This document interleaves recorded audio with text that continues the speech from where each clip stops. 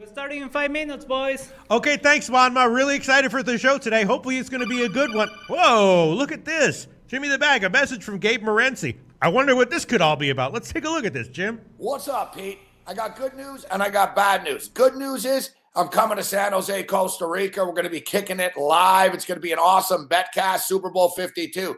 The bad news is if I don't do well on the tables, I might have to borrow a couple of bucks and I might have to sleep on your couch. But either way, we're going to tear it apart, man. Super Bowl 52, live from Costa Rica. See you there, Pete. Uh-oh, Jimmy the Bag. Gabe Morency is going to be joining us for our Super Bowl podcast. This is scary and exciting at the same time. Jimmy the Bag, what do you think? Are you looking forward to this? Very much so, man. It's not a party unless Gabe Morency's down here. You think you can handle hanging? You think you can survive an entire Super Bowl in the same room with Gabe Morency? Super Bowl day's the only day you're allowed to get day drunk. You're allowed to get all fucked up. It's part of the fucking celebration. I just had a brainstorm. You know what would be a great idea is if Donnie Rightside came down here too. You think he'd be willing to come down? Check this shit out. I'm way ahead of you, Pete. No way. Oh, Jimmy, I'm in. Send me down there. Costa Rica, let's do it. February 4th, Super Bowl Sunday, live betcast. We'll be there before, during, and after the game, breaking it all down. Let's win some money. All right, well, it looks like we're going to have a full house for the Super Bowl Betcast, the official SBR Super Bowl Betcast. There's going to be Jimmy, me, and Donnie, and Gabe, all powered by BetOnline, and it's going to start at 6 p.m. Eastern Time, Super Bowl Sunday, February 4th. Jimmy the Bag, are you psyched? Psyched, man. Let's get that cash. Sportsbook Review Super Bowl Betcast is brought to you by BetOnline. Okay, hi everyone, welcome to SBR Sports Fix. He's Jimmy the Bag. My name is Peter Loshak. Today is Friday. February 2nd. It's the final Loshak in the Bag show before the Super Bowl. And then we'll have another one on Monday and start things off, the final Loshak in the Bag show before March Madness. Then baseball, WNBA. It never ends, Jimmy the Bag, and I love it. I can't wait for baseball season. I can't wait to have the chance to sit here beside you for a whole season. I think we're going to make some fucking money, man. Like if people said to me, describe heaven, I would be like, all right, you'd have football, then baseball, then basketball, then I'd be like, that is my life. You know what I'm saying? Just nonstop sports. Sounds fucking good. And then I'd be like, and give me 3 days off in the All-Star break in the middle of the season. We do get that, Jimmy the Bag. Yeah, I'm going to extend that. I'm going to take the Friday and Thursday off because Yes. there's only one game on Thursday. Absolutely. I guess if I really had to describe heaven, there would be only maybe like 150 college basketball teams instead of 300. That's the only slight adjustment I would. I agree with that. That would help. That would help a great deal. You know what I'm saying? You know what I'm saying, Jim? And then also, I would guess I would be actually, I would make myself genetically one of those people who only needs 3 hours of sleep a night instead of one of those people who needs 11 hours of sleep a night. Those are the two adjustments I would make, Jim. I've fixed that, man. I'm waking up so early for three months now. I know. So it's I'm fine with it. It's just genetics is cause sleep is my kryptonite. It's been that way my whole life, and it's mostly genetic. And there's people who only need 3 hours of sleep a night. And in Russia, the Tsar thought those people were special, made them the generals of all his armies. I did not know that. Yeah, I do know all about that, Jimmy the Bag. All right, so let's get into it. We do have college basketball today. Then we're going to revisit NBA and NHL, and then we will talk about MMA for a little bit, and then we'll do a final segment on NFL. But, of course, the real NFL coverage will start at 6 o'clock Eastern Time on Sunday, which is when Jimmy the Bag and I and Donnie Rightside and Gabe Morency are going to be doing a nonstop 4 or 5 hour live betcast. That's why I'm wearing this hat right here, powered by BetOnline. And it's going to be pre-show, during the first half, halftime, during the second half, post-game show, all on Sunday, right, Jimmy the Bag? Yeah, it's a big day, and we've been breaking down props for a while. I think we're going to have some nice action. Absolutely. All right. So I've heard there's a sickness going through the Philadelphia Eagles. Are you kidding around? Are you trolling me? No, what, the flu? this has just come out in the last couple hours that there is a. Are you serious? I am serious. The Eagles have the flu? I don't know. No flu. I can't say Wow. what. I don't know. It's just coming out right now. This is the mother of all flu rumors, because you know how I feel about those flu rumors. I know that there's something to them, but I feel that they get exaggerated. You know what I mean? I've seen this so many times and I've been the victim of it so many times where people are like, oh, the team has the flu. I fade them. They come out and win by 20, or in NHL they get a huge win. But I'm not saying it's not real, but I'm just saying in my experience for 20 years, I feel like in general, flu rumors are exaggerated. Not exaggerated, but overvalued as a factor when you hear about the flu rumors. Yeah, I agree. And we dealt with that with Oklahoma, right? In the semis. What, this year? Yeah, we just dealt with that in the college playoffs. I feel like even this year, I've heard flu rumors like 6 or 8 times that I've just mostly ignored. JP Fahey says, true story, was just a cold. Started last Sunday. Okay. 95% of them are cured already. Native Queen, yeah, they're already making excuses. Hey, absolutely. Listen, when I know there's going to be a situation where I'm going to be making excuses after the fact, I start making excuses before the fact. Absolutely. That's a very smart thing to do, and the Eagles might already be doing that. I need the Patriots to win the football game. Absolutely. Like when I'm with a woman and I know that I'm going to have to make excuses after the fact for not being able to satisfy her, I start making excuses beforehand on the date. Yeah, for sure. Absolutely. It's because it makes everything more believable after the fact when it really comes crunch time and you're making your full on excuses. All right, so let's get into it, Jimmy the Bag. What do you think? This is a fucking traps everywhere. There are traps everywhere. I feel like I'm on mushrooms or acid. Really? I see traps everywhere, and there's some games I need to talk about because I didn't send one bet in because I just can't understand this line. Okay. Can we start talking about this game right now? Let's start. It's Niagara at St. Peter's. Okay. We got a bunch of people here. Trevor Loudon says Niagara money line. Omar Magana says Niagara +3 is a lean for me. I like money line too. And my lean would be Niagara +3 and a bit of a stronger lean to the under. I don't think it's trappy. Well, how does this? Why is Niagara not favored in this game? Mm-hmm. They just go into Kinesis and second in the conference. Mm-hmm. They went in there, beat them by 16. Yeah. Niagara's won 7 of 8. Mm-hmm. And then this Peacocks team's lost 6 straight. Yeah. They just lost in triple overtime to Siena. None of this makes any sense to me. Niagara beats teams that can't take advantage of their lack of size. Sure. Matt Scott 6'4", Marvin Prochet 6'7". Together they average 15.6 boards a game. Khalil Dukes averages 21.1 points a game. Nick Griffin can't shoot, can't go shot for shot with him. This Peacocks team, in what world does a team that's lost 6 straight at home is favored over Niagara that's won 7 of 8 and just beat the second team in the conference? Well, here's some good news. Native Queen says this card is fucking hard. That's the first time I've ever heard Native Queen, struggle with the card, which is good news for you, Jimmy the Bag. Aspiratoy Latte says Niagara. Joe D says, yeah, this card sucks. Okay, I don't think this card sucks, actually. I thought there were a few plays. There were a bunch of games where I felt like I didn't have a good read and a bunch of games where I thought I had was seeing some value. This one, I would lean Niagara. Not a huge play, but I would lean Niagara and a stronger lean to the under. But can you help me with this line?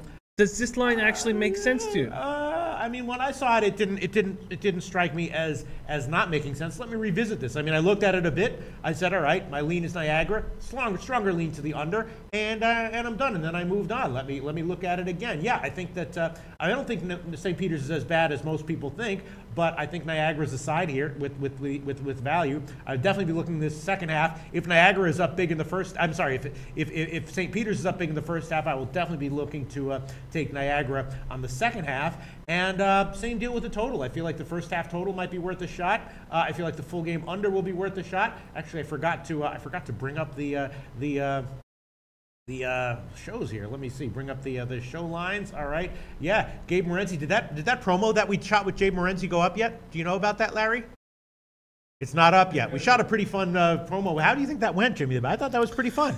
Well, Gabe's fucking magic. He is. He really is. He's got so a great exciting voice. and, He's got a great personality. You really forget that, until you're sitting next to him. You know what I'm saying? Well, he's a fucking legend in Canada. Is he really? A legend. And so, like, when we were at IFBC, like, I was like nervous. Really? Yeah, I was like nervous to meet him. Like, he's a guy I've watched for over 10 years. The jerk-off who was sitting right here is a legend? Yeah, he's revered. Yeah, really? Yeah, man. And he's like, so when he was doing the show at Cam Stewart on Headline Sports, a gambling show 10 years ago, 12 years ago, I had to be home to watch the show every day. And I was just fucking enamored, so excited. All my friends were like, oh my God, you're going to meet Gabe Morency. Oh my God, you're going to meet Gabe Morency. He's a fucking legend in Canada. And his partner, Cam Stewart, I was so excited to meet Cam Stewart. And I'm in this off track, and I'm sitting there, and Cam Stewart is not reading a form. He's just playing bingo, picking horses. I shouldn't say this out loud, I don't mean to, okay. But I couldn't. But I was so disgusted that he wasn't studying the horses, and he was just playing bingo, that I did not talk to him. And I did not, but then I shouldn't say, because Cam Stewart's awesome. Seems like an awesome guy too, but I couldn't believe he wasn't reading the horse form and studying the horses, and that he was just picking the numbers on odds. And I was so disgusted that I didn't go up and say hi to him. But those are two fucking legends in Canada, man. See, when they told me when they told me I had to do a promo with Gabe Morency, I told them, I was like, listen, I'm better than Gabe. And they were like, yes, you are, but just do it anyway. Just do it as a favor for us. And I was like, all right, fine. You know, I told Zach, I was like, I'll do anything you want. You know, sure. He's a legend. He's a fucking legend. Wow. Man. There's no doubt. He's a fucking star. Very nice. Well, I'll tell you this: when it comes to actual picks, his prop analysis in NFL is very impressive. Second to none. That was really good. Yes. That fucking Dion Lewis prop is fucking money. And even at the IFBC, I don't know how we just got turned into this little segue here, but even at the IFBC, he was talking props. I was like, this guy's funny. Okay, great. But when he started talking props about NFL, I was like, man, he's really on the ball here. Yeah, that was impressive. No question. Wow, Jim is still starstruck, man. Yeah, man. Very nice. Very nice. There's very few people. You know what happened to me when I was young? I saw Bernie Kosar. Okay, and I was maybe 8 years old, and I would throw like Bernie Kosar in the field. Yeah, I was a big Bernie Kosar fan, and I saw him. He was actually at the Vancouver Canucks game, and I was like, "Oh my God, Dad, that's Bernie Kosar. That's Bernie Kosar." And my dad looked at me and said, "Bernie Kosar does not want to talk to you." What? He said, he's like, he's sitting there drinking a beer, enjoying himself. You do not say a word to Bernie Kosar. And I was like, I couldn't believe it. And from that point on, I didn't give a fuck if I ever saw any star, anybody. I was like, that guy doesn't want to fucking talk to me. That's amazing. Just because of my Bernie Kosar incident. So I don't give a fuck. I don't care about any stars, but I cared about fucking Gabe Morency. Wow. And I came to the IFBC just to do this show with you. Amazing. That was the only reason why I came to the IFBC, man. When I was a kid, my hero was Niels Bohr. I was like, Niels Bohr went head-to-head with Einstein on quantum mechanics, and Niels Bohr was right. I've never heard the name Niels Bohr. No, that's okay. All right, let's move on. All right, anyway, the point is, from a betting perspective, Gabe Morency is not just about jokes. When it comes to prop betting in the NFL, I'm listening hard, and I might be acting. I might tail him on like 10 props in the Super Bowl this year. I'm going to get fucking hammered with him. I'm going to party my ass off with him. What a good show this is. All right, so the reason we took that little diversion maybe is because we're avoiding making some decisions here on Niagara, St. Peters. It just doesn't make any sense to me. In the NBA, if a team's won 7 of 8 games, they're going up against a team that's lost 6 straight. The one team coming in on the road just beats the second best team in the conference by 16 points on the road. They're going to be huge favorites. Wow. Marco Lou saying, is there tension at SBR? What are you talking about? This is the best the SBR's been since we started out like 8 years ago. Yeah, there's great guys everywhere. All right, so listen, I'm going to take the under on this one. You know, it might be a loser, but I'm going to take the under. Let me just scan down to find out what the best line is here right now. Well, it opened at 147.5. It's now headed down. The Greek still has 146.5, so I will take that one. I'm going to take the St. Peter's game under 146.5 minus 110. Let me find that. 146.5 minus 110. I bet that one. It's headed under. Let me just quickly find the first half under because I might be doubling up on this one. Let me find the first half under here. Sorry, I'm leaning lots of different pages here. Oh wow, Jesus, 69 minus 122 at Pinnacle. Yeah. 68.5 at some other places. You know what? I'm going to take the first half under as well. I think St. Peter's is going to play a slow pace. I think Niagara is going to be like, okay, for once we will play a slow pace. St. Peter's under first half under 69 minus 122. I could take 68.5 minus 110 at Bookmaker, but I'll take the 69 minus 122. So I'm doubling up on the total here. And as far as the side's concerned, I don't necessarily think it's a lock or anything like that. But I think you're right. I think Niagara is the play. If St. Peter's is up pretty big at the half, if Niagara's down by like 6 at the half, I'll be on Niagara second half for sure. What do you want to do, Jimmy the Bag? Well, they're just setting me up. I feel like the market's setting me up. And I'm so uncomfortable. I couldn't be more Everybody loves your under, though. Native Queen says, I like the first half under too, Pete. Rick H., Great Cap, said, I like the under in Niagara Fall given the low spread. Jeremy M. says Niagara in the under. Jeremy P. says it's probably a trap, but I don't care. I'm taking Niagara. This is, just extremely uncomfortable, man. And my other hero growing up was Gigi Allen, of course. You know Gigi Allen, right, Jim? No, who's Gigi Allen? Oh man, Gigi Allen? Yeah. Trust me, Jim. do some Google searches on G.G. Allen, and I once met him in New York City, and I was speechless. I was like, I don't even know what to say. G.G. Those are my two heroes, basically, Niels Bohr and G.G. Allen.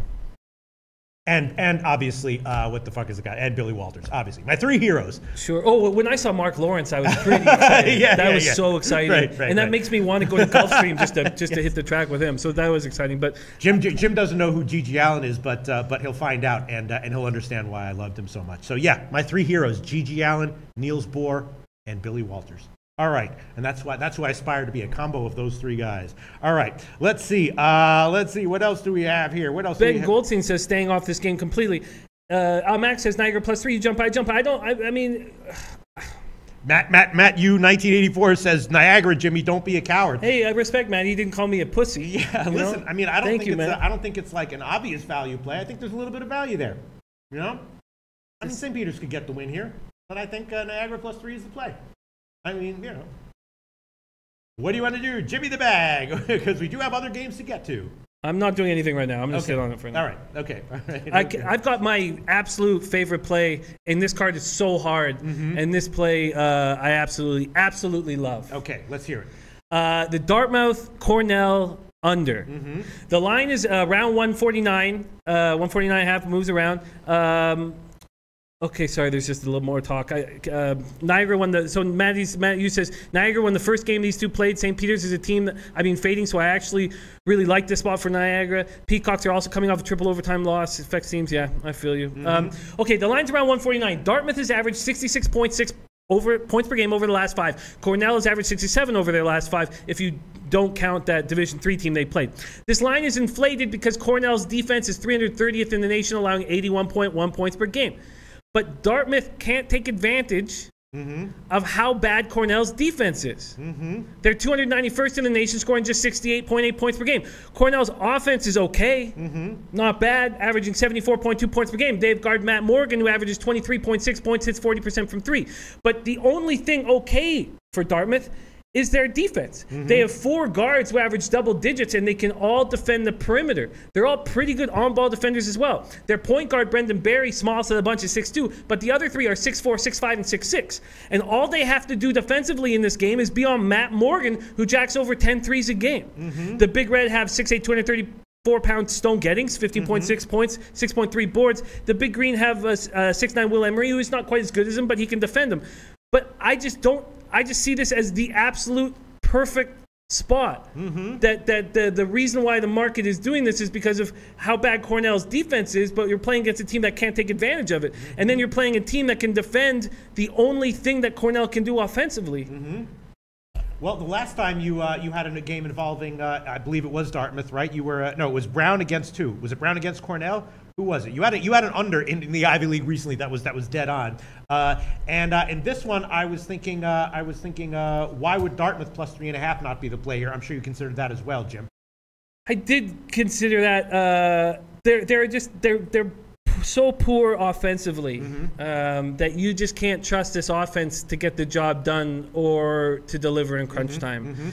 All right, well, I had a slight lean to the under as well at 149. I didn't bet it, but that was my lean as well. So, and I might tell you on this one. So you like the under. 149 is the current line at -110 at Pinnacle, Intertops, and a bunch of places. You want that one, Jim? I do want that one, okay, yes. Cornell under 149 minus 110. That was my lean as well. I might have just missed that it's a better play than I thought about. And where else are we? Dartmouth plus 3.5. You don't like that play so much, though. I just can't trust them. I can't trust them on the offensive end. Okay, let's move on to another game that someone asked about, which was the over in the Wisconsin-Green Bay game, and I was definitely liking that one myself. I think I am going to give the first half over, and also thinking that Wisconsin-Green Bay getting 7 points. Oh, here we go. Oh, Al Mack says I really like Dartmouth here. I might throw that one on there. I was definitely leaning, Wisconsin-Green Bay +7, and definitely leaning at least the first half over, if not the full game over. And here we go. Matt U 1984 NBA comes in with Wisconsin Green Bay +8. Also, I should just because Ben Goldstein says that he disagrees about my analysis on Dartmouth's defense, he says they're one of the worst 50 or so in the country, and that is incorrect, Ben. They allow 73.2 points per game. They're ranked 212th in the nation just with points scored. If you break down their rankings, it's the only thing they actually do somewhat okay. Okay, we got some other, a lot of comments coming in. First of all, Lucky Luciano says, Loshak in the bag, can you give a shout out to my Uncle Andy from San Diego? That's a beautiful place to live. Uncle Andy from San Diego, he's watching for the first time. Shout out to Uncle Andy from San Diego. That's a nice place, beautiful weather, beautiful ladies, and San Diego is a really freaking nice place to be, that's for sure. Miguel Vega also says, Maris +7, cash it, baby. That one I also did bet. I bet it at +8, actually. I understand that Maris is awful. I think there's a reason why the line is where it is, and I took a shot with Maris +8. I agree with you on that one. Miguel Vega. A lot of people talking about the Buffalo game. I was thinking about the first half over on that one. Ole Miss likes Buffalo first half -6, and Omar Magnana says Buffalo -6 looks interesting, but Ben Goldstein says Buffalo has some injuries. Is that true? What injuries does Buffalo have, Jim? I'll pull it up right now. But I was definitely leaning, I bet it, and I think I'm going to give it the over on the first half in the Buffalo Western Michigan game. Miguel Vega likes Maris +7. I like that one. Aspire Toilate says, oh my God, the line is 7 points off. Which line is he talking about? Which line is he looking at? Which game is he referring to? Latte, which game are you referring to? The line is 7 points off. Let us know. Let us know. I think he might be talking about his breakdown of the Dartmouth game. Was it a while ago that he said it? Yeah. Okay, yeah. I bet you he's talking about the Dartmouth at Cornell, because he was the guy who led me towards this game, and I was like, oh my God, this is a perfect spot. So he likes what? He likes Dartmouth? He likes the under. He likes the under. Okay. Ben Goldstein says, sorry on Buffalo over. Another game had some injuries, and I got confused. No problem, Ben Goldstein. I get confused, 3 times every 10 minutes in this show. I'm going to take the first half over on that one. Let me find the line there. Buffalo and the Buffalo game. Let me just quickly find it. Buffalo, and Western Michigan. Yeah, it's gotten bet up. I hit it at 72.5, -115 at Heritage, and that's the line that I will take. Western Michigan, Buffalo, first half over, 72.5, -115. I'm definitely going to take that one. And while we're on the first half totals page here, I'm going to throw on the first half over in the Wisconsin-Milwaukee game. First half over, 67 -110, 67 -110, 5 dimes has 66.5. That's not a great sign. They can have sharp lines sometimes. I'm going to take the first half over, 67 -110. I would also be leaning Green Bay plus the points in that one, and I'm almost definitely going to take that one. Scanning around again. Let's see, what else do we have here? That's about it. The other game that I wanted to ask you about, Jim, was Harvard and Columbia. We'll get to that in a second, I'm sure. And Twatty was talking about Niagara, saying that he thinks that that Niagara should be favored. Yeah, I mean, I gotta stop this. I'm gonna take Niagara, but I just feel like I'm also gonna while you're just gather your thoughts, Jim. I'm gonna throw on Marist right now +8 -110. That's definitely a pick of mine. I'll review all the picks that I've added on so far. But what do you want? You want to take Niagara, huh, Jim? Yeah. All right, on the money line or the spread? No, I'll take the points. All right, Niagara +3. It is split line, 3 or 2.5. Pinnacle has 3 -110. Intertops has 3 -110. A bunch of other places have 2.5. All right, so Jim's added Niagara +3. And I will also add Wisconsin Green Bay. Let me see what the line is right now. It's 7 or 7.5. I'm not quite seeing any 8s. Not sure why this line has gotten bet up, but once again, Milwaukee got bet up against Illinois Chicago, and they got absolutely steamrolled. This line opened at 6. It's now up to 7 or 7.5. But I'm taking Wisconsin Green Bay +7.5 -106. That's the best line right now at Pinnacle. All right, so I've thrown on a lot of plays. Jimmy the Bag, we've discussed a lot of games. Let me jump to let me ask if you looked at the Harvard-Columbia game. You know, I didn't. I looked at all the other ones in the conference, but I didn't. Because that one doesn't make sense to me, and the money is coming in on Columbia. I was wondering if maybe Harvard has an injury, but I didn't see any injuries listed for Harvard. Harvard should be a much bigger favorite here, I think. They were -1.5. I admit I bet them, and now they're down to pick them. So something's up with that one. Someone must be out for Harvard. Something's up with that game. Joe D likes Harvard at -1. Something's up with that line. And I'm wondering if someone's out for... Ace Farmer says Niagara, obviously a trap. They fall. It's just, I just feel like if if Niagara doesn't come through and St. Pete stops the 6 game, I'm going to be extremely angry. Seriously, I'm going to be really, really upset. And anytime I feel any kind of uncomfort, I'm going to just I'm going to leave the show. I'm just going to. All right, here we go. Joe D says Harvard -1. Elio Rodriguez says I like Harvard big. Native Queen says Harvard first half over. So that's not a play on Harvard. That's on the first half over. I would agree with that. Almac says Harvard is something like 0-5 against Columbia ATS. I don't understand why this line where it was and why it's now now it's moving down. It's now down to Pick'em at Pinnacle, and that is a very, very ominous sign here. Almac says Columbia I like the most. Okay. I wonder why Almac likes Columbia so much. Interesting stuff here. I'm scanning for comments here. Bruce Ean says I'm on Harvard. It's just too obvious, and I don't like the line movement. I don't understand that one.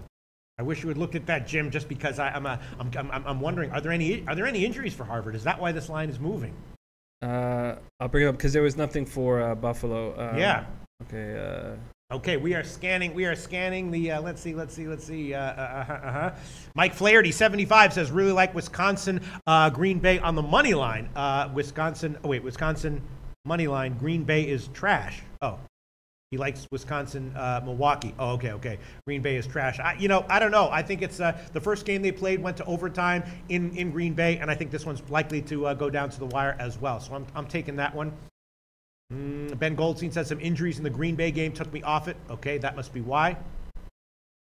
Matt U, 1984, like Green Bay +8. Almac really likes Columbia, and Almac really likes Dartmouth. Interesting stuff here. Let's see. Native Queen likes Harvard first half over. Mike Flaherty likes VCU all day. We'll talk about that one. That one has also moved in Rhode Island's favor. Obviously, Rhode Island has struggled a bit in their last 2 games, and this is a big, Friday night primetime game between 2 top teams in the Atlantic 10. So this one might go down to the wire. But interestingly, the line has moved in Rhode Island's favor. Let's see. Let's look in some. Bob Costanza likes Milwaukee, Wisconsin, or Millwall. I don't know what that means actually. Beta says Harvard -1. Yeah, yes. McGodster says I played the under in Harvard, Pete. Okay. Walter Trotter III says no injuries, Pete. Okay, so if there's no injuries to Harvard, why is the line moving in the direction that it is? Seems to me Harvard is significantly better than Columbia right now. I don't get it. Columbia plays much better at home than they look just completely out of whack, out of sorts on the road, and they've stepped it up at home. But other than that, I thought Harvard played Yale very, very well. I was very impressed with how they did that. All right, so let's look for Elio Rodriguez. Harvard shows no injuries. Okay, so then that must be all right. I didn't see any injuries either. I'm going to take Harvard here. I'm going to take it, Jim. I think they're the better team. I understand that Columbia is playing at home, and that Columbia is that the line movement is saying that don't take Harvard. But let me see this one. Are there any -1s? No, I don't know. Wow, who's that at -1 already? Sorry about that. My computer's freezing up here. Someone just moved to Columbia -1. That's the Greek. Wow. All right. So some big sharp money is coming in on Columbia because the square books still have +1 or +1.5. Pinnacle's down to Pick'em, and the Greek is down to -1. Wow. All right. That tells me that's a big sharp move on Columbia, which I don't understand at all. What's so funny? Wow. You got to read Damos. All right. Let me just quickly check the first half total on this one as well. And I just don't get it. Jim. I'm going to take Harvard on the first half. I'm going to take the U-Wager Harvard first half line. Al Mack has some great input on your situation. He says Columbia scores 11.1 more points per game versus Harvard, plus they are home. Harvard's 1-5 against the spread in their last 6 meetings in Columbia, and they're 0-4 against the spread in the last 4 meetings versus Columbia. I don't care about any of that shit. I'm taking Harvard first half, pick 'em -115. That's the current line at U-Wager, and everywhere else has -0.5. I like Harvard here. I admit that the line movement is very, very concerning, but we've seen line movements be wrong in college basketball recently. Of course, they always are just suggestive, not definitive. I'm going to take the Harvard first half line, pick 'em -115. I might double up on it, but I'll just take that one for now. Native Queen likes the first half over in that game, and that line is That line is 64.5 or 65. That is very tempting. I might blindly tail Ada Queen on that one, although Harvard can play very slow down. Michael Lunde likes Harvard on the first half. I'm taking it. Okay. Carlos Cow says Monmouth has their best player out. Okay, Ben Goldstein says, yeah, my model says it's a 51-49 toss-up. I'm saying off the Harvard game on the sides. I'm taking Harvard on the first half. Clark Townsend says Harvard is a loser, I feel. Okay, all right. Okay. Michael Vega has a great comment on NBA. I have copied it onto my sheet, and I'll bring it up when we're on NBA. Okay, all right. And Ray Uribe says Harvard to play. All right, I'm taking it. All right, what else do you want to give in this or discuss, Jimmy the Bag? Barry Shue, who was tremendous with us this week, wants to talk about the Illinois-Chicago at Oakland game. And I capped a bunch of these games and couldn't make moves on them. This is one of them. Last time these teams met on January 15th, Kendrick Nunn dominated the game with 32 points. UIC's guards just couldn't keep up. Nunn combined with his backcourt partner Martez Walker to score 50 points, 13 boards, 7 assists. UIC big Ty Odiasi. Now, Odiasi changed after this game because it was another game where he wasn't going to the dirty areas. He wasn't getting boards when they needed him to, and it left too much work for his Irish front court mate Jordan Blount, who got 9 rebounds, 3 steals. But Jordan Blount, if you watch the guy play, he's uncomfortable when the ball's in his hands, and he turned the ball over 5 times. Grizzlies bigs, Jalen Hayes and Isaiah Brock combined for 17 points, 16 boards. Now, UIC is playing very well, and they've been covering for us and making money for us. They've won 7 of 8 games. Their only loss in the last 8 games was at Oakland. My lean is that they can cover here. But Oakland just took them to task in Illinois, Chicago, and I'm very uncomfortable. I think Nunn is going to dominate this game again. Nunn and Walker are just too good for UIC's backcourt, and but UIC's playing so well that I can't take Oakland either, and that's why I'm staying off the game. And also, Twatty is on the under in this game, and I felt that was very interesting, and I studied that for a long time and decided not to take it and just to stay off of it. Brent Brooks says, I hate it when I put out gold and nobody says anything about it. Ha ha. What did Brent Brooks say? What gold? A pick? A pick or what? What did Brent Brooks say that he... Brent Brooks, we have a lot to cover and we have a lot of comments that come in so we don't nail every... Oh, Buffalo -10 seems like too many points. Is that the gold he's talking about? What's he talking about? Buffalo. I think that's that's it, yeah. Is that what he's talking about? Buffalo -10 seems like too many points. I don't know, man. Buffalo, rolled Western Michigan by 10. It's tough for teams to go into Western Michigan, to go into Buffalo and get a cover on the road. Buffalo's just awesome. I previewed this game actually with Joe Gavazzi. He likes Buffalo here, minus even he predicts a double-digit win. So I don't know. I'm staying off that one. I did take the first half over. I like the first half over, and I'm thinking about the full game over as well. But I definitely wouldn't want Western Michigan here. For me, it would be either Buffalo minus the points or nothing. What else do you like, Jimmy the Bag? So let's talk about Manhattan at Siena. Very interesting game. Siena showed a lot of heart in their triple overtime victory over St. Peter's. Siena is 2-5 since leading scorer, or now 3-5 after that triple overtime win when leading scorer Nico Kareth decided to transfer. He was their only scorer in double digits. They have 2 bigs in the rotation that aren't very good, Prince Oduro and Evan Fisher. Fisher leads the team with 4.9 boards a game. Senior guards Khalil Richard is doubtful and Jordan Horn is questionable. This team already has little depth in their backcourt. In Manhattan's 72-61 win over Siena at home, Jordan Horn was their leading scorer, the only one capable of creating any offense. Manhattan has lost 3 in a row and 4 of 5. They need a bounce-back game. This looks like it should be their spot. In their loss on Tuesday to Marist, they were up 5 with 1:30 left, and they fell apart. The reason why I can't trust this Manhattan team is because they've got big 6'9 senior Zane Waterman, 6'8 Polycap. They each average over 6 rebounds a game. They have 6'8 senior Calvin Crawford on the bench, who averages over 5 boards a game, and yet they're 328th in the nation on the boards. There's lots of times in this conference where they have clear size advantages, and yet they get out-rebound. Is their heart? What is it about this team that why did they fall apart against Marist with 1.5 minutes left? Why can't they handle the boards? I'm not going to put my money on them because of these spots. And Al Max says, I like Siena here. I just can't. Mr. Knockout 66 says, just got here. Is Native Queen on anything? I gave plays on the St. Peter's under and the first half under, and Native Queen agreed with that. So I think Native Queen likes the first half under in the St. Peter's game as well. I recall that she said that. King Rail saying Canisius game under. Let me find my my picks on this one. Let me just find it.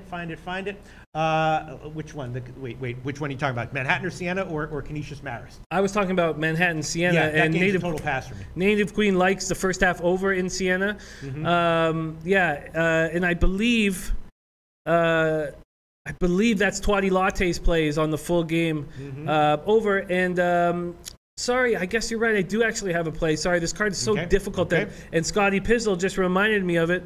I have to fade Detroit Mercy. I just have to, and because they're playing IUPUI, who's looked like trash on this road trip, this 3-game road trip, this is the 4th game of it, we're getting a plus line. So Detroit's an absolute mess. Jaleel Hogan and Tyreek Jones are still listed as questionable due to academics. They're not coming back.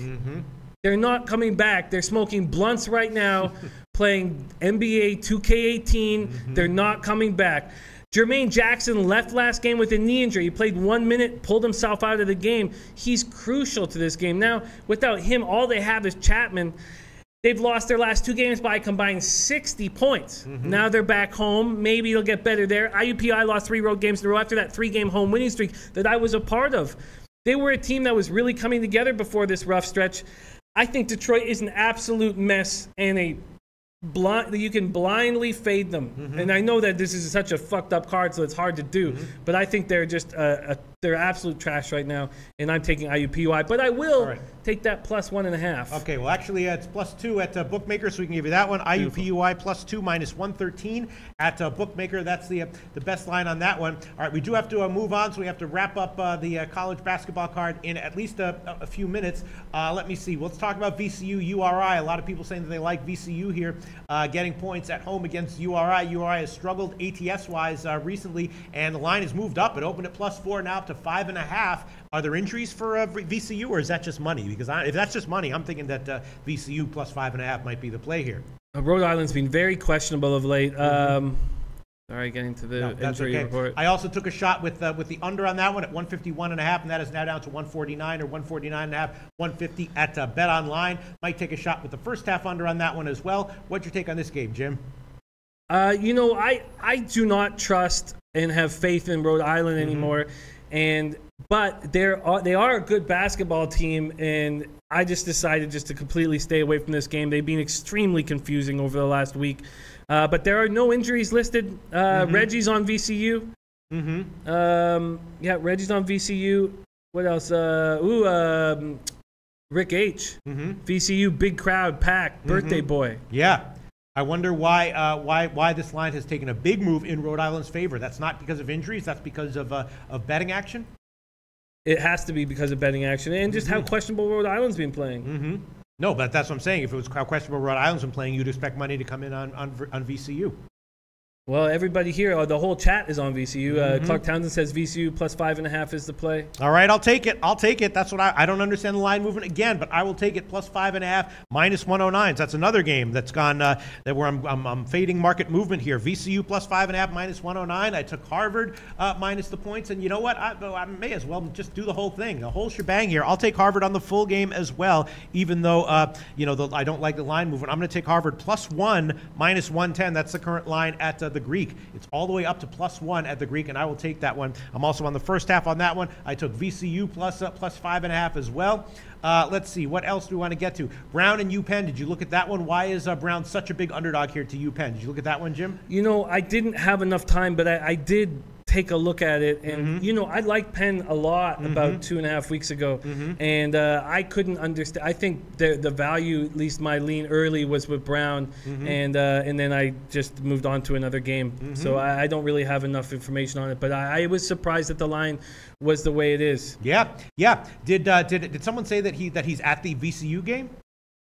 No, that was Rick H. What was Rick saying? Sorry, let me get back to him. I don't know, but he was saying that it was that it's Big crowd, packed there. packed, It's big packed there. All right, I'm going to take VCU plus 5.5. That's an official pick. And let me just we do have to wrap up college basketball in a second. Let me just scan the plays here. VCU, I made that one a play. Marist, I did take Marist plus 8. Just feels like they're bad, but this is a spot where they might get a cover. Lean to the under in the Marist game as well, but I'm not going to take that one. Niagara St. Peter's, I did take the unders in that one. Quinnipiac Iona, did you look at that one, Jim? Because I would be leaning Quinnipiac getting 12. Dartmouth leaning that way, and I might throw that one on there at plus 3.5 or maybe even the first half as well. Let's see. Other plays. Yep, Harvard I doubled up on. Buffalo I took the first half over on. And the Green Bay-Milwaukee game, I took the first half over and Green Bay plus the points. Jim, did you get a chance to look at Quinnipiac against Iona? I didn't, unfortunately. Okay. And then you really don't like Dartmouth getting 3.5, right? It's not that I don't trust them come crunch time. Yeah. They can't get the buckets when you need them to. And so Craig West says IUPUI struggles on the road, though. They do, but you should see the train wreck that is Detroit Mercy right now. It sucks. I enjoyed watching them play a while ago. They're just an absolute mess right now, and so that's why I did that. And Rick H says, yeah, the students are camped out at the VCU for the game. That's amazing. I'm thinking that VCU on the first half might be a good play as well. I might double up on that one. Let me find the accurate. Jawanda says take Utah, Colorado over Jimmy, and then Native Queen is on the Quinnipiac first half. Pooh Bear says the issue is injuries for Brown. Okay. That's why the line has moved in. Let me see if I can. Okay, let me just see. I'm thinking about throwing on VCU on the first half. No, I won't double up on it. I'll just take it one way. Also, the Yale game now has their halftime lineup, so I'll look at that one. I might give a play on Yale on the halftime if there's anything I'm liking. Let me review the official college basketball picks we've given. Jim's just given 3: IUPUI plus 2, Niagara plus 3, and the Cornell game under 149. My plays are Marist plus 8, Harvard first half pick'em and Harvard plus 1, St. Peter's first half under 69 and full game under 146.5. Wisconsin Milwaukee first half over 67. Wisconsin Green Bay plus 7.5. Western Michigan Buffalo first half over 72.5, and VCU plus 5.5 minus 109. And that's it for college basketball. All right, Jim, can we move on? Let's do it. All right, now let's move on to NHL. Jimmy the Bag, why don't you discuss the NHL card for a bit while I look at the second half line here in the Yale game? Okay, Jim. Absolutely. I found this wasn't too easy of a card, but I do really like the situation I'm in. I took both the Wild and the Penguins at minus 1.5. One of them cashes. I'm in a really nice spot.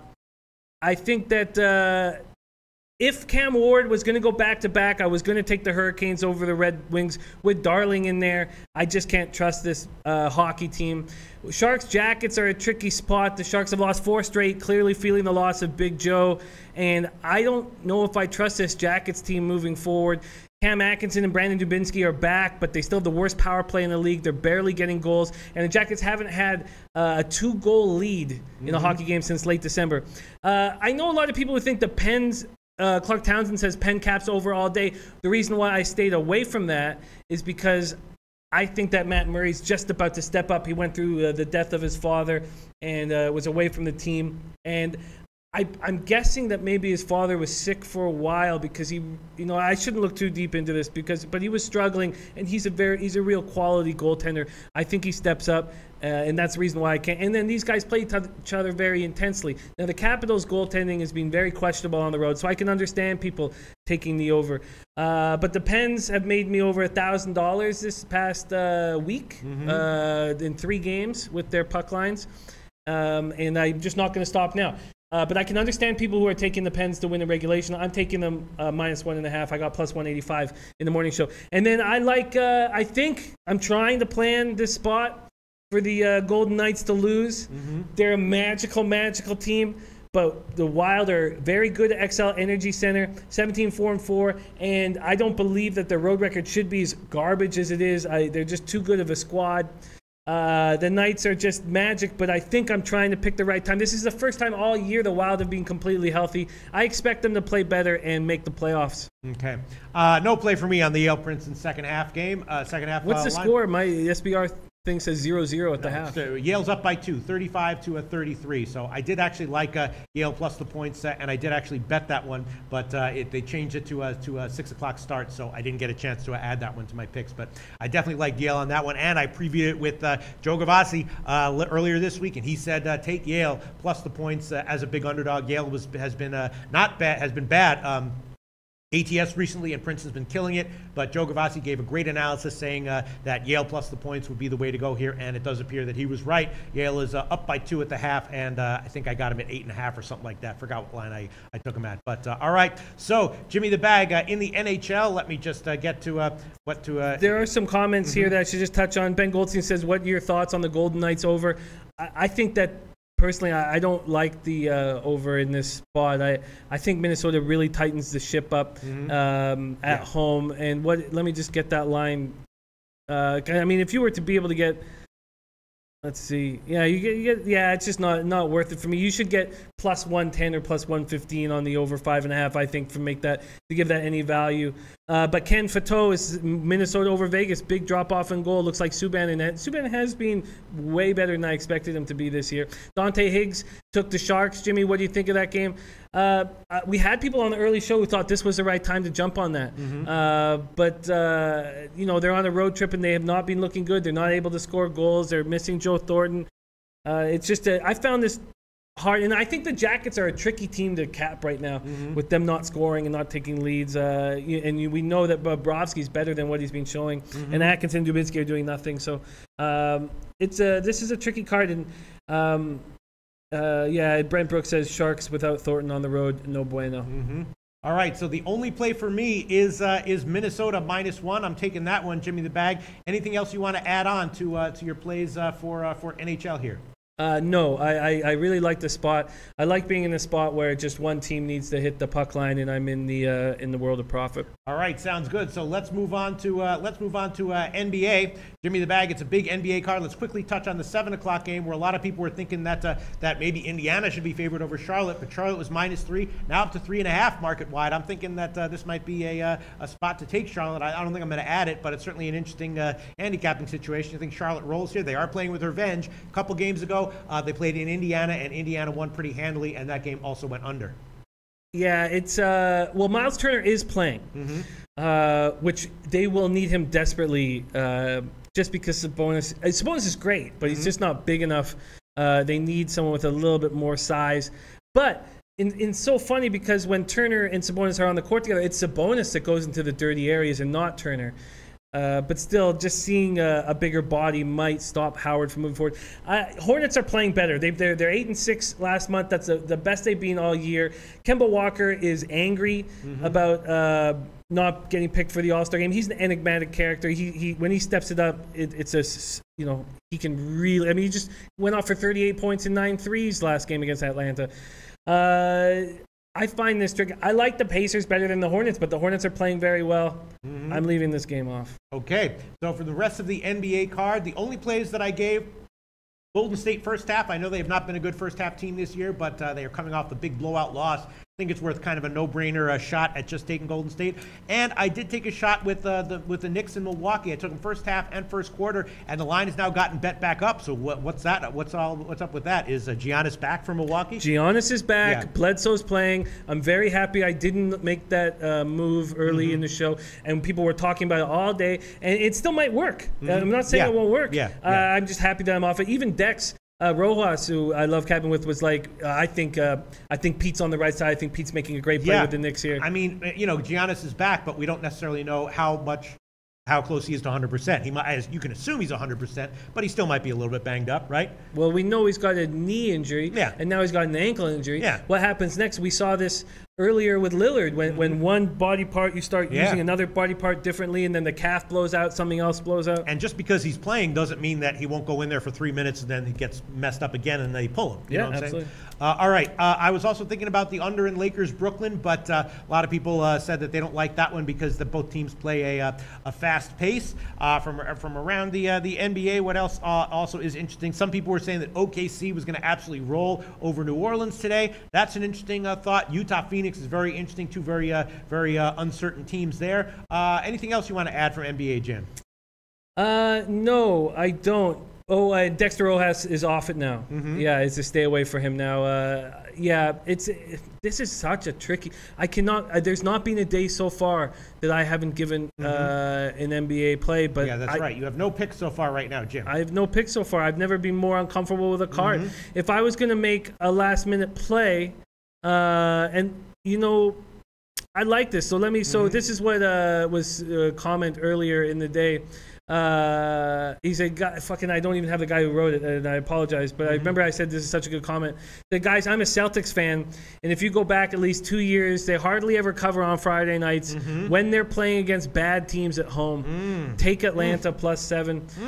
When I look back at this card, the Hornets are playing too well. And that gets me off of that game. The Blazers at Raptors, I think it's going to be a very close game. But because of Nurkic's injury, I kind of lean towards the Raptors. I think maybe if the Raptors they looked bad last night. Second half of a back-to-back, they looked bad. 122-119 loss. Blazers had to fly all the way across the country. I bet you they got in last night.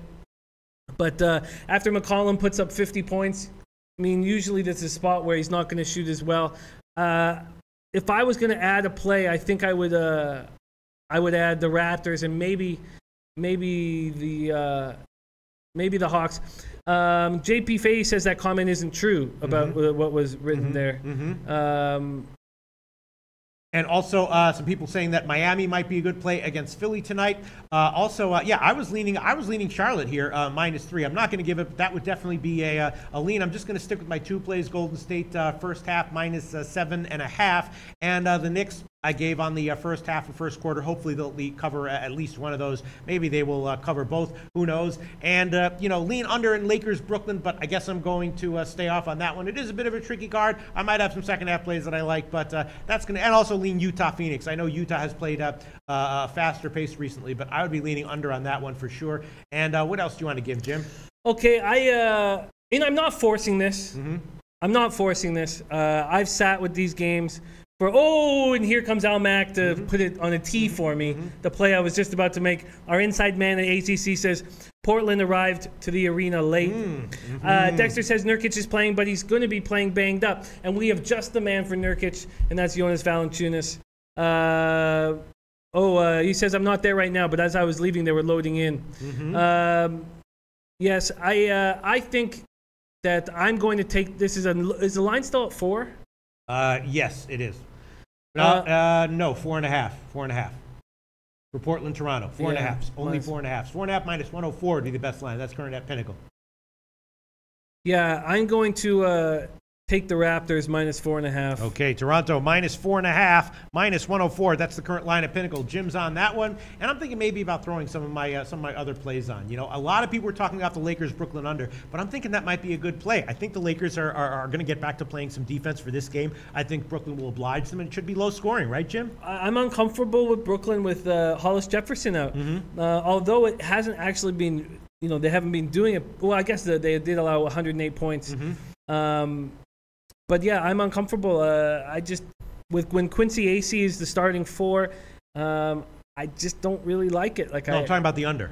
Yeah, I don't like the under because he's a guy who hits threes. He's a guy he plays perimeter and passively, and so I just and you might totally be on the right play. And I don't mean to get you off, but that's okay. They win games like they beat the Sixers when Quincy Acey's on the floor. They win 116-108, and they hit threes, and they jack up 40 of them. Yeah. Okay, I'm going to hold off for now. Thinking about very interesting cards, and people were also saying that Golden State Sacramento might be a great play on the under. I think it was Al Hart or someone predicted a Golden State final score of 101-92. So a lot of people in the morning show were liking the under in Golden State Sacramento, and Al Hart for one, and maybe a few others were saying that it was going to be go way under. So keep that in mind. A lot of commenters in the morning liking the under in Golden State Sacramento. I can certainly understand that. And why don't you like the under in Utah Phoenix, Jim? Because Utah is playing half faster paced recently. It's just I have no idea what Utah's going to do game in and game out now. They're so confusing. This card was very difficult for me. Generally, you say what plays do you have, and I hammer you with plays. But at this point, I don't feel comfortable. All right, I will throw that one on there as well. I will take the Phoenix Utah game under 211 minus 105. That's the current line at Pinnacle. Under 211 minus 105. I'll go with that one. What the hell? I will take it. You know, I will be willing to bet that. I mean, Phoenix got, you know, a nice home win in a low-scoring game yesterday, the last game they played. So I'm thinking they'll try to do the same thing here, and I think Utah will oblige them and play a slower-paced game here. So I will take the under in Utah-Phoenix, even though that one could easily soar over. As you said, Jim, that's going to be it for me for the NBA. Jim, anything else you want to add on to NBA before we move on? No, and another problem, and Donald Trump says, yes, Utah's weird right now. They're hard to figure out. Another problem with this card is that I got to up 14 units, and then I've been destroyed in the last 48 hours. So I feel uncomfortable with the NBA right now. This is a time when I generally do poorly right before the All-Star break, and it keeps happening year after year, and I'm a fucking mess. Okay, all right. And on that note, let's move on to MMA. We got a lot of nice comments here, though. Here we go. Justin Biggie. Justin Biggie says, I miss capping with you guys. With new hours at work means I have to recap when I get home and only get to watch the Friday show live. Keep up the great work, guys. Thank you so much, Justin Biggie. Get those dollars. Great to have you with us on Fridays, and great that you can recap and watch the show whenever you can. Really appreciate the positive comment, Justin Biggie. Thank you so much. All right, let me just quickly look at some other comments here, just to make sure there's nothing else that we should highlight before we move on to MMA. Let me just check comments. Yeah, a lot of people. Justin seriously saying this is a terrible NBA card. I felt that as well when I was handicapping it at night. Except I just said, all right, I'm going to take a shot with the Golden State first half. All right, we'll see. I've got 4 plays on NBA tonight. Once again, I did take Golden State first half minus 7.5. Did take the Knicks first quarter and first half, and I did just throw on the Phoenix game under 211. All right, so let's move on to MMA. I did handicap UFC Fight Night 125 with Andreas Hale. I only made one bet on this one, and I did make it as a pick, and that was where the hell is that? Where the hell is that one? That was the oh, wait a minute. Was it canceled? Was a fight canceled? There was an issue today. People weren't making weight.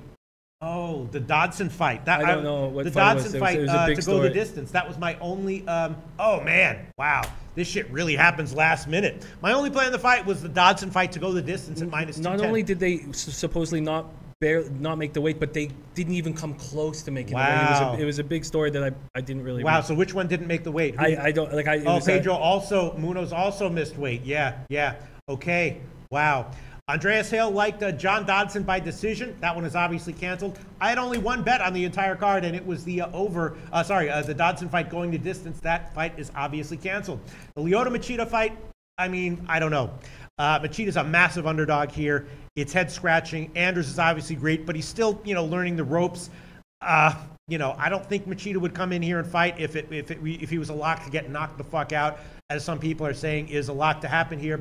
Machida was obviously, 39 years old, got knocked out his last 2 fights, clearly in decline. Anders is on his way up, but Anders is a massive favorite here. Andreas Hale did give Machida as an official pick at plus 225. I don't know how I feel about that one. I'm staying off it. I'm not betting it. And Andreas Hale also liked the over 2.5 rounds at plus 190. That I kind of like as well. If Machida doesn't get knocked out early, I think this fight probably does have a better chance than not of going over 2.5 rounds. And in that case, getting the over at 2.5 plus 190 is a great bet. It's just really not clear, what Machida has anymore. Is he going to get knocked out in the first round or not? I'm staying off it. The Shevchenko fight is pretty much unbettable. Shevchenko is obviously a massive favorite here, and I noticed that Shevchenko to win inside the distance has the exact same odds as just the under, which tells you everything you need to know. The market expects a finish by Shevchenko, so it's just I'm not going to bet her at minus 1,000, but I'm certainly not going to get a bad bet against her. The other fights are tricky. Santos against Smith is a tricky one. Santos is a minus 300 favorite. I think he should be. I wouldn't be shocked, though, if Smith gets an upset win here, but not enough to bet it. And once again, these guys hit hard, but anytime there's a total of 1.5 with plus money on the over, I'm tempted to take a shot with the overs. This is a very tough UFC card. I had one bet that I was liking, the Dodson fight to go the distance. That one's now canceled. The Machida fight, it's interesting. I'm going to pass on it. It's amazing. Machida was once one of the best MMA fighters in the world, hands down, no question. Now he's a huge underdog. to Eric Anders. It shows you how much the winds of fortune can change in MMA very, very quickly. And that's about it. The Golden Timothy Johnson fight is obviously interesting, but too many unknowns. I didn't have time to go into it, deeper to try to figure out if there was a good edge on that one. It's an interesting fight, but just I'm unfamiliar with Golden, so I didn't have a chance to look into that one. And that's it. So unfortunately, no recommended plays for me on the UFC Fight Night 125 card. I can tell you that Andreas Hale likes Machida at plus 225 and the over 2.5 rounds at plus 190. That one makes some sense to me. I guess if you gave me a free play right now, if you handed me a free play, I'd probably throw it on the over 2.5 rounds at plus 190 in the Machida fight. But I'm not going to bet that one. And that does it for UFC Fight Night 125. Now let's just quickly touch on NFL a little bit before we wrap this show up. Jimmy the Bag, of course, our podcast, our Betcast Live. Betcast going to be 5 hours of insanity on Sunday from Hocko Beach in a friggin' penthouse on the beach. Super Bowl Sunday, Gabe Morency, fucking everything you could possibly want, right? It's going to be really fun, man. I'm Beer, really whiskey, excited. Coke, whores, coffee, everything you could possibly want, Jim. Yeah, and that's the list for me. Red Bull, we're going to have that. Yeah, I don't need Red Bull, man. But I'm excited, and I'm going to send out all my prop bets tomorrow. And I'm excited. It's just going to be a great weekend. I'm going to start drinking in about 45 seconds. This was a tough week. And I've finished all those bottles. But I got this. Look, what a fucking booze bag. Very nice. I got this fucking. Had to. Hopefully they're going to have, very nice. Look at this shit. Hopefully they're going to have small sandwiches with small bread, right? Fucking cucumber cream cheese sandwiches. It's going to be everything. Well, you know SBR, they break out all the stops. They sure. Look at this shit. Stolichnaya. This is nice. Certified alpha grade. It's not nice. It's not the most expensive booze, but you could really have a good time with some shit like this, man. You could have a good time with some shit like this. All right, I guess let's move on. My only prop bet that I'm liking Bill Belichick to not wear a hoodie at minus 120. He didn't wear one last year. It was indoors. This year's indoors. I know it's going to be cold in Minnesota. I think that's a good bet. Belichick to not wear a hoodie at minus 120. Also, the Donald Trump tweet prop, right? Everyone's been saying they like the under. They've been saying Donald Trump's not tweeting anymore. I think that's all a whole load of bullshit. Maybe he's not tweeting about fucking North Korea anymore, but when Super Bowl Sunday comes, they're going to be like, yeah, have at it. Tweet as much as you want. Tweet fucking 8 times an hour, whatever you want. He's definitely going to tweet at least once to congratulate the winner. So you got one right there. Then he's got 24 hours to make 4 other tweets for a push, 5 other tweets for a win. I think it goes over. I know he hasn't been tweeting about fucking healthcare recently, but this is the Super Bowl. Totally different ball game. What else is he going to be? He's not going to be watching the Super Bowl. Of course he's going to be watching the Super Bowl. He's not going to have Twitter in front of him. Of course he's going to have Twitter in front of him. His advisors are going to tell him not to tweet about the Super Bowl. Of course not. They don't give a shit. I'm telling you, I like that one. The over 5 for Donald Trump tweets and Belichick to not wear a hoodie at minus 120. Yeah, well, you know what? You didn't mention one of your prop bets that I think is really sharp. And if you could remind me what the line you got on it is, but it was about plus 120. First turnover to be a fumble or an interception. Fumble is plus 120. And as Gabe was sitting here, he was like, what's the Pats' weakness? It's in the running game, right? They're not going to risk Foles throwing interceptions, so there's going to be a whole lot of running, at least to start, from Philly, right? Brady, obviously the consummate professional, he's not going to throw an interception. So I think that it's a good bet to say that it's a good bet on the first turnover being a fumble as opposed to an interception at plus 120. I think that's a nice spot, and I'm going to jump in on that. I'm going to make that a bet because. Not with a huge play, but I'm going to get in on that. I thought Gabe's idea on the over with Dion Lewis yards, I believe it's at 26.5. Now, line shop, because the differences in some of these bets across these sites are massive, way bigger than our regular differences.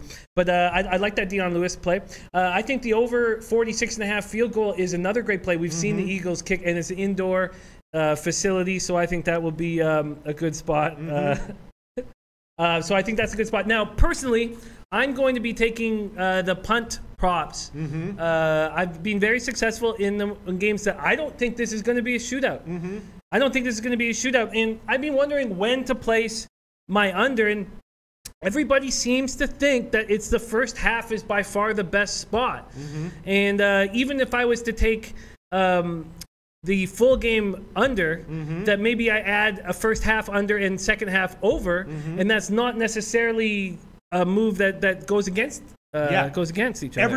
Everyone all on social media, everyone has been talking about how all the sharps are on the first half under. I did bet the first half under at 24, and I took the first quarter under I bought up to 10, and here we go. Zach Haynes saying, surprise, no talk of the over. Both teams like to play aggressive, and Eagles will be down in the fourth and cover with 6 minutes left. Mark it. I agree with you, Zach Haynes. As we talked about right Monday morning when the lines first came out, I did bet the Eagles. When they were 5.5, I bought it up to 6. Now, that was a nice job, right, Jared Jim? I bought it up to 6. So I have Eagles at +6, -119, and I also did bet the over 48. So my bets right now, I did bet the first quarter under, bought up to 10. I bet the first half under at 24. I bet the full game over at 48, and I have the Eagles +6, -119, in addition to a bunch of props. So I agree with you, Zach Haynes. I definitely don't really like the under on the full game. I like the first half and first quarter under, and I vaguely like Philly, plus the points. And that's about it. That's about it. I think that still everybody is biased because of that Vikings-Eagles game. I think the Patriots are going to win this game. I think that they can cover 4.5 points. And I'm not as the Eagles can come back late, but I just see a ton of people on the Eagles and people that I respect. But to me, I think this is a perfect situation to make money.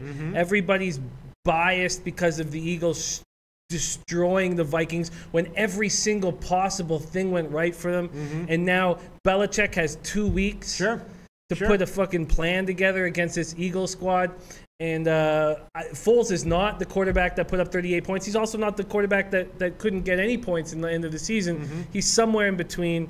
Donald Trump says, mark my words, Eagles are going to produce a safety with 3:43 left. I just think this is a perfect spot to make money because people don't want to see Brady win his 6th championship. They want to believe in this underdog squad and they want to believe in the story. Brent Brooks says Pats 28, Eagles 17. I think it's going to be around that situation. Okay. All right. Well, we'll see we'll see what happens. Native Queen says going to be just like the college game, which I hope is the case. I killed it on the college game. I did cover the spread, and I also took the second half over and cashed on that one. And we talked about that during the betcast for the college championship game. So I guess that's just about it. Let's wrap it up right now. We will be back on Monday for the Loshak and the Bag Show. But before that, Super Bowl betcast on at Hocko Beach, starting at 6 o'clock Eastern time, 4 or 5 hours of, it's going to be insane. It's going to be insane. I hope it's going to be insane in a good way. I think it will be insane in a good way. Slight chance it'll be insane in a bad way, but I think much more likely insane in a good way. Yeah, I mean, there's always the possibility of insane in a bad way when you deal with Gabe. Yes. And that's what makes him so fucking exciting. Absolutely. And Gigi Allen as well. Yeah, always insane in usually in a good way. No, usually in a bad way. All right, so that's about it. We'll wrap it up. We'll see you at 6 o'clock Eastern time on Super Bowl Sunday.